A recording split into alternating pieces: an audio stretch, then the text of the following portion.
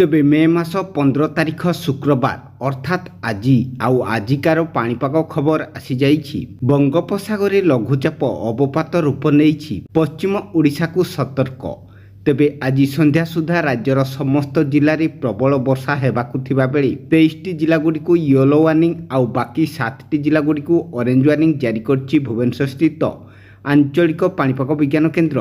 ତେବେ ଯେଉଁ 23ଟି ଜିଲ୍ଲାଗୁଡ଼ିକୁ ୟେଲୋ ୱାର୍ଣ୍ଣିଂ ଜାରି କରାଯାଇଛି ଉକ୍ତ ଜିଲ୍ଲାଗୁଡ଼ିକରେ ପ୍ରବଳ ବର୍ଷା ଘଡ଼ଘଡ଼ି ବିଜୁଳି ସାଙ୍ଗକୁ ପବନ ବହିବ ଆଉ ଯାହାର ବେଗ ଘଣ୍ଟା ପ୍ରତି 40 କିଲୋମିଟରରୁ 50 କିଲୋମିଟର ରହିବ।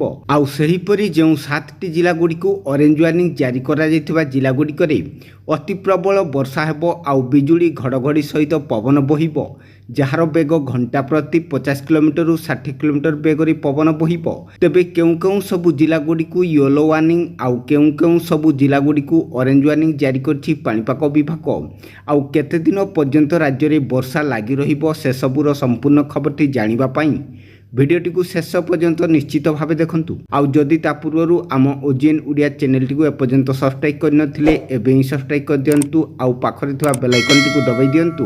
ଆଗକୁ ମଧ୍ୟ ଏହିପରି ପାଣିପାଗ ସମ୍ବନ୍ଧୀୟ ସମସ୍ତ ପ୍ରକାର ଟେକ୍ନିକ୍ ଅପଡେଟ୍ ଖବରଗୁଡ଼ିକ ସର୍ବପ୍ରଥମେ ଜାଣିବା ପାଇଁ। ତେବେ ଦକ୍ଷିଣ ପଶ୍ଚିମ ଏବଂ ସଂଲଗ୍ନ ପଶ୍ଚିମ କେନ୍ଦ୍ରୀୟ ବଙ୍ଗୋପସାଗର ଉପରେ ଥିବା ଲଘୁଚାପ କ୍ଷେତ୍ର ସେହି କ୍ଷେତ୍ର ଉପରେ ଏକ ସୁଚିହ୍ନିତ ଲଘୁଚାପ କ୍ଷେତ୍ର ଭାବରେ ଅବସ୍ଥିତ ରହିଛି ଯାହା ସହିତ ଘୂର୍ଣ୍ଣିବଳୟ ସମୁଦ୍ର ପତନଠାରୁ 4.8 କିଲୋମିଟର ପର୍ଯ୍ୟନ୍ତ ବ୍ୟାପି ରହିଛି।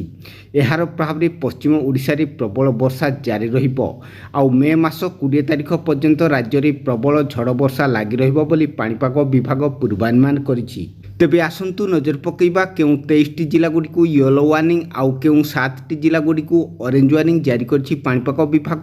ତେବେ ଆସନ୍ତୁ ପ୍ରଥମେ ଜାଣିବା ପାଣିପାଗ ବିଭାଗ ପକ୍ଷରୁ କେଉଁ 23ଟି ଜିଲ୍ଲାଗୁଡ଼ିକୁ ୟେଲୋ ୱାର୍ଣ୍ଣିଂ ଜାରି କରାଯାଇଥିବା ଜିଲ୍ଲାଗୁଡ଼ିକ ହେଉଛି ମୟୂରଭଞ୍ଜ, କେନ୍ଦୁଝର, ବାଲେଶ୍ୱର, ଭଦ୍ରକ, ଯାଜପୁର, କେନ୍ଦ୍ରାପଡ଼ା, ଜଗତସିଂହପୁର, ଖୋର୍ଦ୍ଧା, ପୁରୀ, କଟକ, ନୟାଗଡ଼, ଗଞ୍ଜାମ, ସୁନ୍ଦରଗଡ଼, ଝାରସୁଗୁଡ଼ା, ଦେବଗଡ଼, ସମ୍ବଲପୁର, ବରଗଡ଼, ସୋନପୁର, ବଲାଙ୍ଗୀର, ବୌଦ୍ଧ, ନୂଆପଡ଼ା, କଳାହାଣ୍ଡି, ନବରଙ୍ଗପୁର।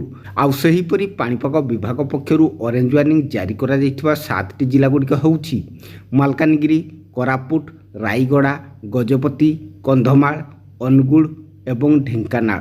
ଏହି 7ଟି ଜିଲ୍ଲାରେ ପ୍ରବଳ ଝଡ଼ ବର୍ଷା ପାଇଁ ଅରେଞ୍ଜ ୱାର୍ଣ୍ଣିଂ ଜାରି କରିଛି ପାଣିପାଗ ବିଭାଗ।